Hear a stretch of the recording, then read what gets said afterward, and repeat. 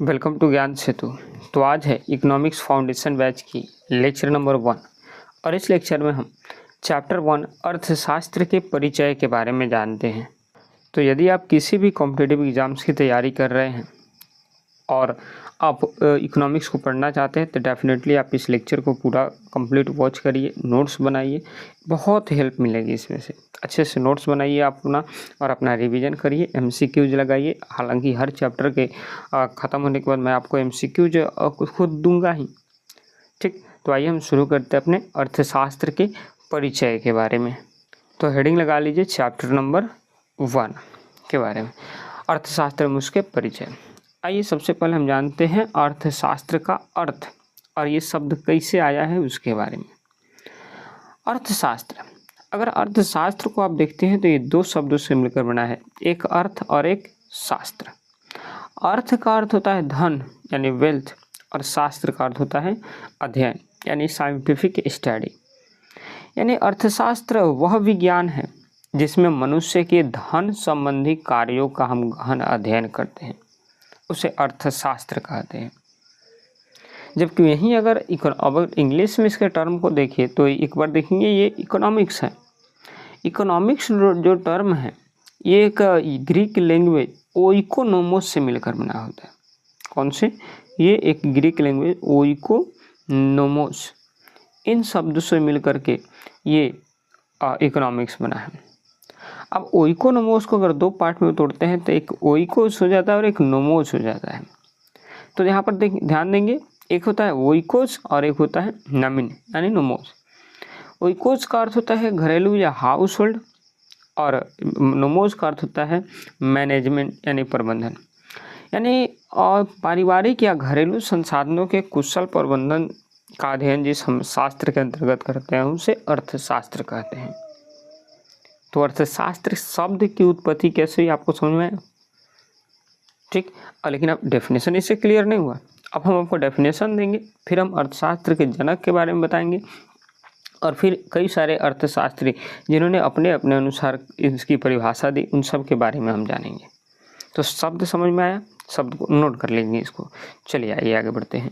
चलिए अब हम जानते हैं अर्थशास्त्र की परिभाषा के बारे में।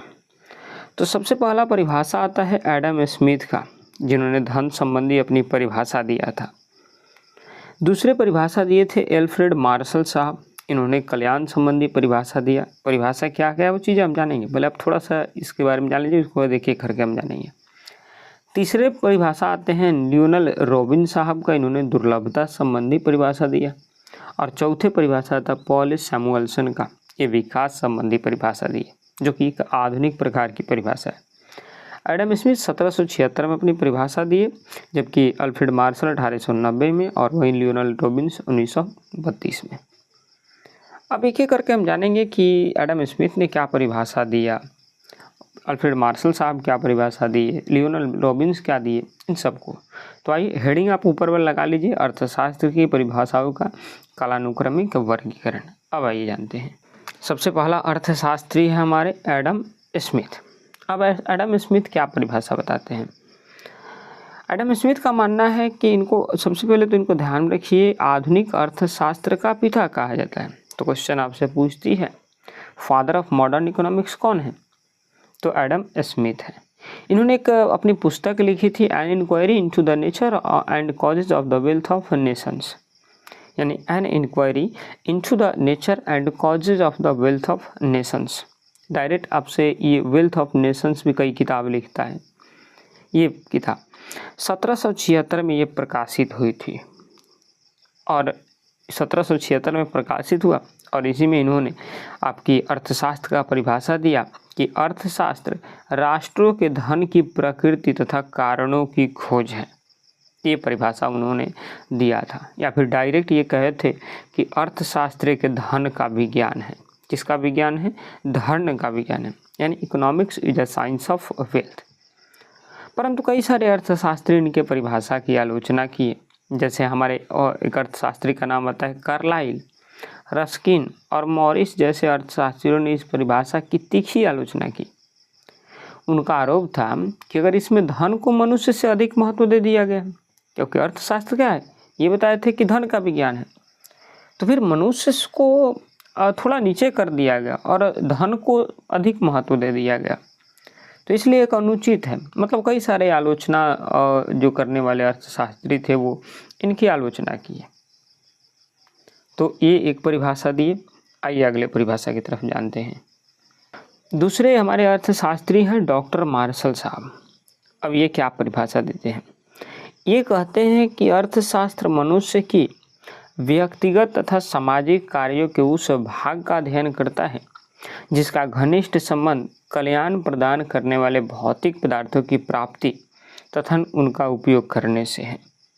ये अपना डेफिनेशन देते हैं अर्थशास्त्र का, कि अर्थशास्त्र मनुष्य के व्यक्तिगत और सामाजिक के उस भाग का अध्ययन कराता है जिसका संबंध भौतिक पदार्थों की प्राप्ति से है और उनके उपयोग से है। और इन्होंने अपनी एक पुस्तक लिखी थी, प्रिंसिपल ऑफ इकोनॉमिक्स, जिसका प्रकाशन 1890 में हुआ था। तो इस किताब में इन्होंने अर्थशास्त्र की परिभाषा दिया। इन्होंने क्या फोकस किया? तो इन्होंने मार्शल ने अर्थशास्त्र के केवल संकीर्ण यानी धन का विज्ञान मानने के बजाय मानव कल्याण का विज्ञान इन्होंने बताया कि अर्थशास्त्र कोई धन का विज्ञान नहीं है। मतलब ये जो क्या था उनका, आपकी जो एडम स्मिथ थे उनके परिभाषाओं को ये काट रहे हैं कि अर्थशास्त्र धन का विज्ञान नहीं है बल्कि मानव कल्याण का ये विज्ञान है। फिर इनका आलोचना भी किया गया रॉबिन्स के द्वारा। रॉबिन्स ने कहा कि रॉबिन्स ने मार्शल की परिभाषा का आलोचना करते हुए कहा कि अर्थशास्त्र में सभी आर्थिक कार्यों का अध्ययन होता है, चाहे वो भौतिक हो या अभौतिक हो, चाहे उनसे कल्याण में वृद्धि होती है या नहीं भी होती है। तो ये रॉबिन्स इसके आलोचना कर देते हैं। तो एडम स्मिथ है वो अपना परिभाषा दिए, डॉक्टर मार्शल साहब है ये अपना परिभाषा दिए। वो दिए थे कि economics is a science of wealth, जबकि ये कहे कि नहीं, इकोनॉमिक्स इज अ क्या आपकी मानव कल्याण का एक विज्ञान है, जबकि आलोचना इसका रॉबिन्स कर दी। तो फिर अगले अर्थशास्त्री आते हैं रॉबिन्स। अब वो अपना परिभाषा देंगे। अब क्या परिभाषा है सुनिए।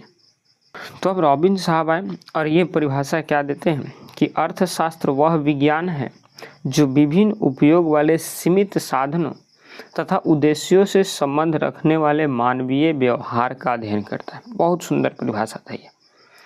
इसी दृष्टिकोण को दुर्लभता संबंधी परिभाषा भी कहा जाता है। स्कार्सिटी इसी को बोलते हैं कि अर्थशास्त्र मानव के उपयोग के ऊपर डिपेंड कर रहा है, सीमित साधनों के द्वारा उद्देश्यों की पूर्ति करना।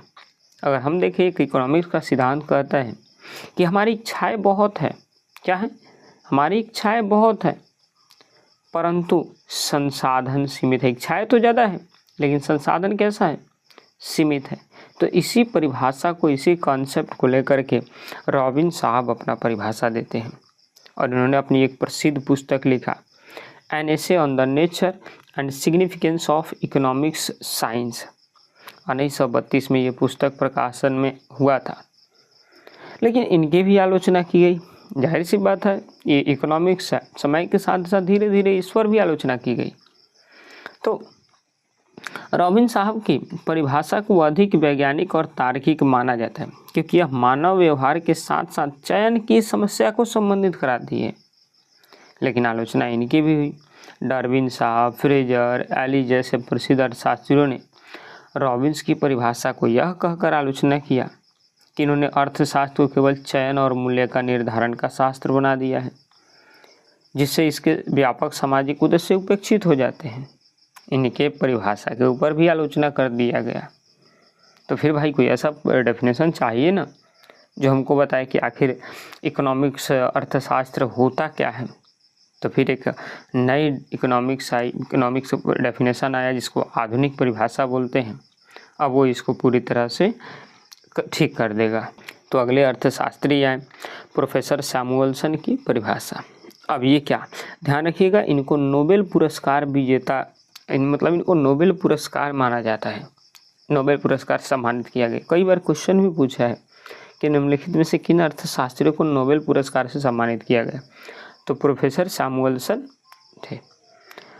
अब सुनिएगा, ये बताते क्या हैं कि अर्थशास्त्र इस बात का अध्ययन करता है कि व्यक्ति तथा समाज किस प्रकार मुद्रा के माध्यम से अथवा इसके बिना वस्तुओं के उत्पादन के लिए वैकल्पिक उपयोगों वाले दुर्लभ संसाधनों का प्रयोग करते हैं और इन वस्तुओं को वर्तमान तथा भविष्य के उपयोग के लिए समाज के विभिन्न लोगों के बीच बांटते हैं।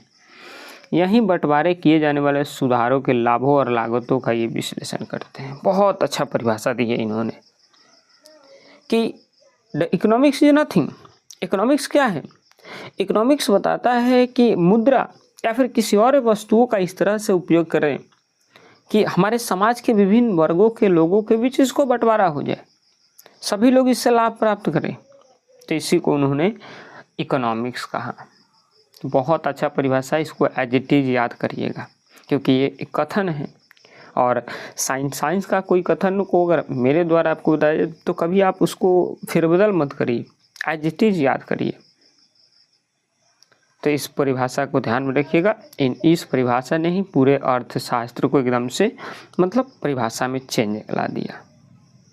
आई होप आपको ये चारों परिभाषा क्लियर हो गया। तो आइए चारों परिभाषा को एक बार क्विक रिवीजन कर लेते हैं। हम बताएं कि एडम स्मिथ इन्होंने धन केंद्रित वेल्थ के ऊपर ज़्यादा ध्यान दिया और इन्होंने वेल्थ ऑफ नेशन पुस्तक लिखी, 1776 में इस प्रकाशित हुआ और इसकी आलोचना कार्लाइल, रस्किन और मॉरिस ने किया। डॉक्टर अल्फ्रेड मार्शल साहब इन्होंने वेलफेयर पर यानी कल्याण केंद्रित पर ज़्यादा फोकस किया। इन्होंने एक पुस्तक लिखा प्रिंसिपल ऑफ इकोनॉमिक्स, 1890 में प्रकाशित हुआ और लियोनल रॉबिन्स ने इनकी आलोचना करी। परंतु अगले लियोनल रॉबिन्स इन्होंने दुर्लभता एवं चयन का सिद्धांत दिया और अर्थशास्त्र को परिभाषित किया। इन्होंने अपनी पुस्तक an essay on the nature लिखा था और भी पूरी पुस्तक है, आपने पढ़ा था। 1932 में ये पुस्तक प्रकाशित हुआ, जबकि इसकी आलोचना भी इरविन, फ्रेजर और रैली ने किया। लेकिन जो पॉल सैमुअल्सन थे इन्होंने विकास एवं आवंटन ग्रोथ को ऊपर ज़्यादा फोकस किया। इन्होंने आधुनिक समष्टि मत दिया और इन्होंने अभी वर्तमान में मतलब आधुनिक युग में इस परिभाषा को दिए, जो इनकी कोई आलोचना नहीं किया क्योंकि सबसे बढ़िया परिभाषा इनका ही था। तो आई होप आपको इतनी चीज़ें क्लियर हो गई। तो आपसे एग्जामिनेशन कई क्वेश्चन पूछती है, जैसे आधुनिक अर्थशास्त्र के पिता किसे कहा जाता है? तो आधुनिक अर्थशास्त्र के पिता आपके किसे कहा जाता है? तो ध्यान में रखेंगे इन नहीं, ये आधुनिक अर्थशास्त्र के पिता एडम स्मिथ को नहीं कहा जाता, प्रोफेसर सैमुअल्सन को कहा जाता है। अर्थशास्त्र के पिता किसे कहा जाता है? तो एडम स्मिथ को कहा जाता है। तो ध्यान में रखिए, कुछ क्वेश्चन है और हालांकि मैं आगे कराऊंगा भी। आइए नेक्स्ट आगे की तरफ बढ़ते हैं। चलिए अब हम जानते हैं आर्थिक क्रिया के बारे में। देखिए इकोनॉमिक्स के अकॉर्डिंग क्रिया दो प्रकार की होती है, एक आर्थिक क्रिया हो सकती है और एक गैर आर्थिक। तो आर्थिक और गैर आर्थिक का मतलब क्या होता है? तो आर्थिक क्रिया का तात्पर्य उन क्रियाओं से है जिनका संबंध आवश्यकता की संतुष्टि के लिए सीमित संसाधनों के प्रयोग से है। यानी आप ऐसे समझ लीजिए कि कैसा आर्थिक क्रिया किसको बोलते हैं? कैसा कार्य जिनको करने के तत्पश्चात हमें पूंजी की प्राप्ति होती है, यानी हम किसी लाभ के उद्देश्य से इसको करते हैं, तो वैसे क्रिया को हम बोलते हैं आर्थिक क्रिया। जैसे अपने से खुद दिमाग लगाइए, आप कहीं पर पढ़ा रहे हैं किसी कोचिंग क्लासेस में, उस पढ़ाने के बदले आपको वहाँ से कुछ पूंजी प्राप्त हो रही है, दैट मीन्स वो कार्य क्या है? एक इकोनॉमिक एक्टिविटी है। आप खेतों में काम करिए कृषि के तौर पर, तो वहाँ से अगर पैसे मिले तो आपकी इकोनॉमिक एक्टिविटी है। बट नॉन इकोनॉमिक एक्टिविटी क्या है? आप अपने बच्चे को पढ़ा रहे हैं, तो यहाँ से तो कोई पैसा नहीं आ रहा, तो ये एक नॉन इकोनॉमिक एक्टिविटीज है। आप अपने खेत में कार्य कर रहे हैं, तो ये नॉन इकोनॉमिक एक्टिविटी है। आप सामाजिक कल्याण कर रहे हैं, तो ये नॉन इकोनॉमिक एक्टिविटीज है। तो ध्यान में आ गया कि इकोनॉमिक एक्टिविटीज़ क्या होती है और नॉन इकोनॉमिक एक्टिविटीज़ क्या है। अब इन इकोनॉमिक एक्टिविटीज़ के दो भाग होते हैं। क्या? कि आर्थिक क्रियाओं के दो भाग होते हैं। सबसे पहला तो होता है उत्पादन, यानी क्या उत्पादन हम करते हैं वो, और उपभोग करने वाले कंजम्पशन। उत्पादन कौन होते हैं? तो उत्पादन के 4 साधन होते हैं, भूमि, पूंजी, श्रम और उद्यमी। ये 4 साधन उत्पादन के हैं। तो उत्पादन कितने साधन होते हैं? 4। ध्यान में रखिए, भूमि, श्रम, पूंजी, उद्यमी।